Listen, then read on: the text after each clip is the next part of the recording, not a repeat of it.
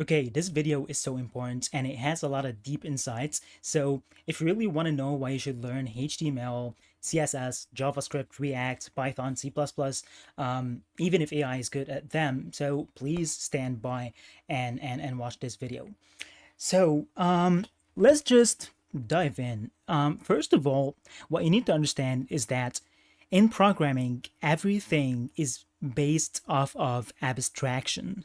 Okay, this is a very important term in programming and in life as well. Now, what is abstraction? Okay, this is so important. What is abstraction? Abstraction has a lot of definitions and you could define it in several ways, but I like to define it as hiding complexity. Okay, so abstraction is hiding complexity. Okay, abstraction is simplification. Okay, and let me elaborate more. When we talk about programming, okay, we have a language that the computer understands, which is binary. Okay, binary is the native language of the computer, but it has a problem. Binary is a very fast language because it speaks directly to the hardware, but its problem is that it's so hard to read and write code using it for human beings. Okay, that's why you want to build an abstraction on top of binary, because binary is complex. It's hard for humans to interpret, it's hard for humans to write code using it. Okay, it's complex, and we want to hide this complexity, so we could use an abstraction. Okay, so we created assembly, right? Assembly is another programming language that's built on top of binary as an abstraction. And what does assembly do? It hides complexity. It hides the complexity of the binary language. Okay, all of this might seem irrelevant to the point that we're talking about, which is AI and learning and all of that, but all the dots are going to be connected in a couple minutes. Okay, just bear with me till the end.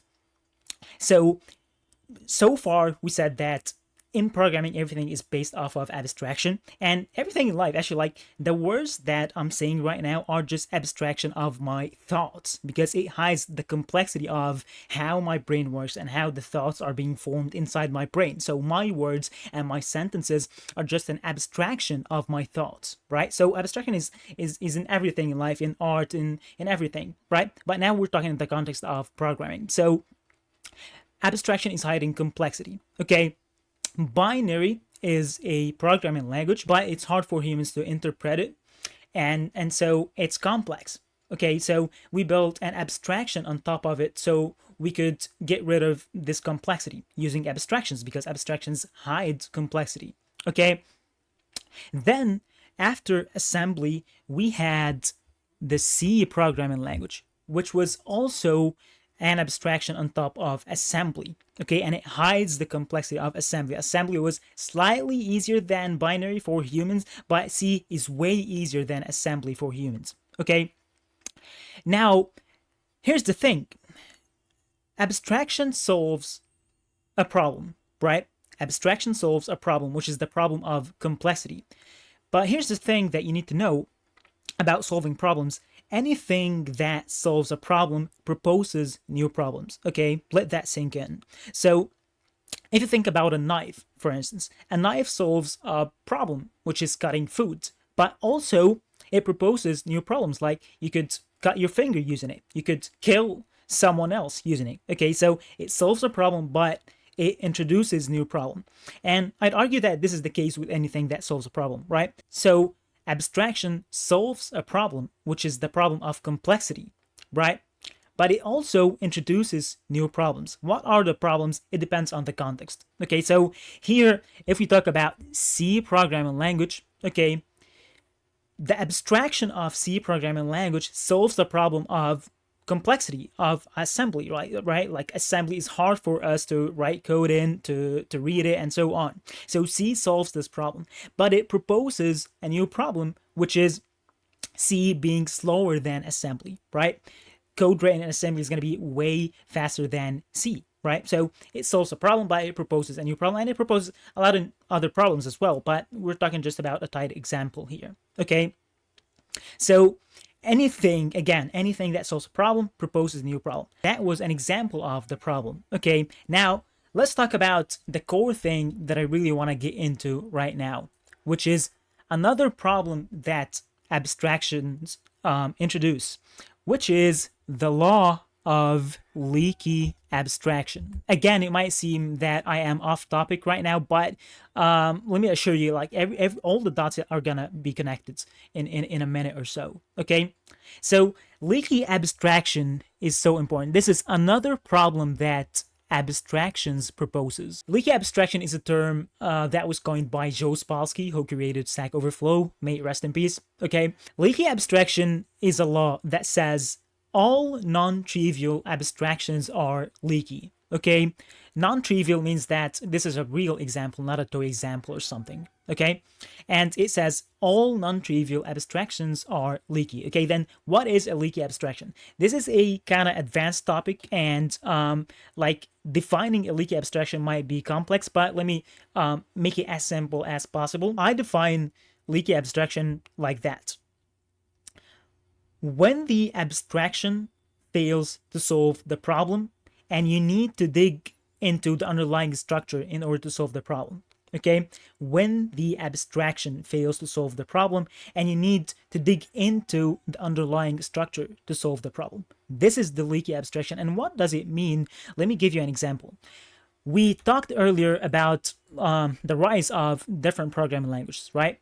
Also, after C, we had a programming language called Python that was built on top of the C programming language. Okay, Python is an abstraction above C. Okay, and what did we learn about abstractions? We learned that they solve the problem of complexity, and so thereby they propose new problems. And one of those problems is leaky abstraction. And this problem is obvious when you, like, let me give you an example. Let's say that you want to solve a performance sensitive problem using Python. Here, the abstraction is going to be leaky. Why? Because Python is built on top of C. Okay, it's easier to use than C in a lot of aspects, but also that's a trade-off. Okay, and so the problem that this abstraction proposes is that Python is actually slower than C. So if you want to write a performance sensitive program in Python, that's going to be a problem. Okay, so in order to solve this problem, you need to actually write this performance sensitive code in C, not Python. Okay, so see how this connects with the definition of leaky abstraction. Leaky abstraction is when the abstraction fails to solve the problem, which is Python. And in order to solve this problem, you need to actually dig into the underlying structure, which is C. Okay, so I hope the distinction and the definition of leaky abstraction is obvious. Now, how the heck does this connect to AI and learning HTML or learning CSS or React or whatever? What did we learn about all abstractions? We learned about all abstractions that they are leaky.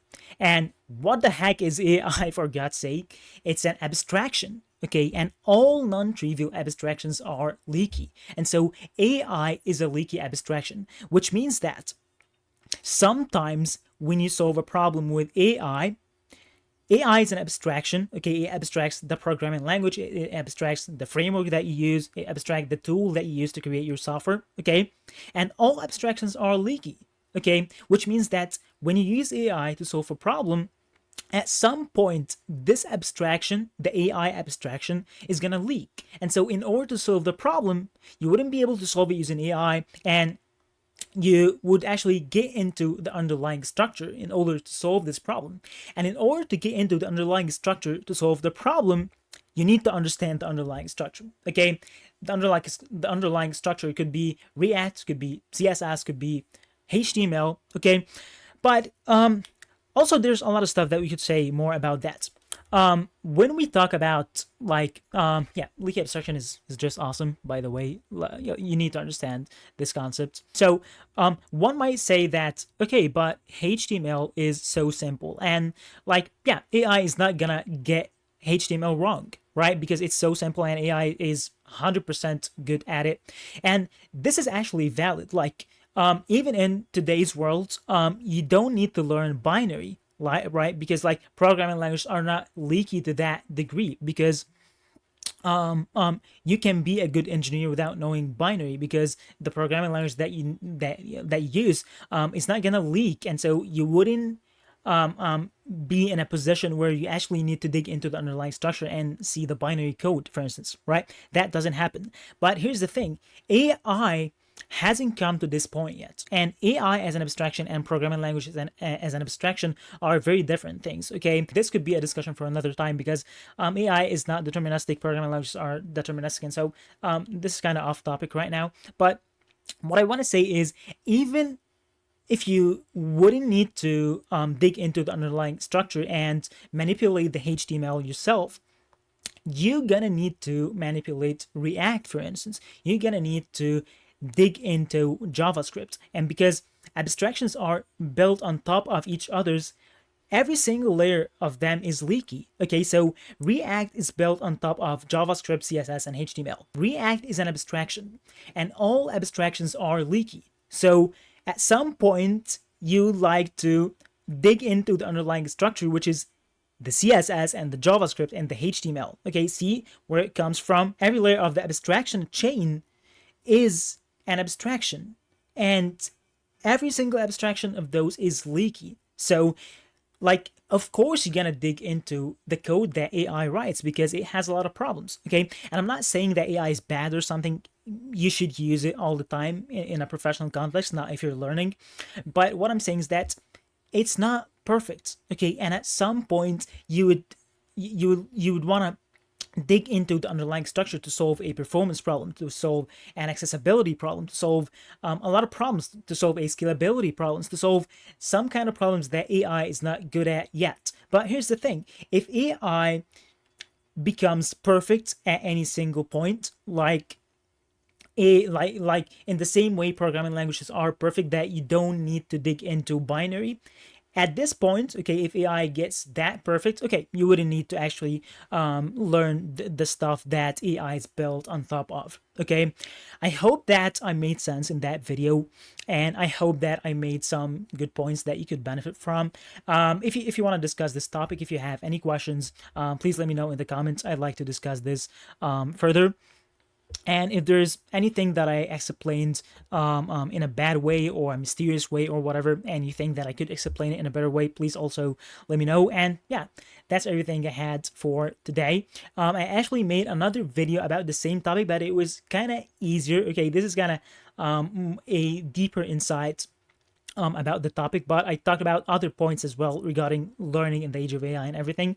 I think it's gonna pop up here somewhere. If you feel like you want to watch it, go ahead. And yeah, that was everything. And always remember, Omar's all you need. Goodbye.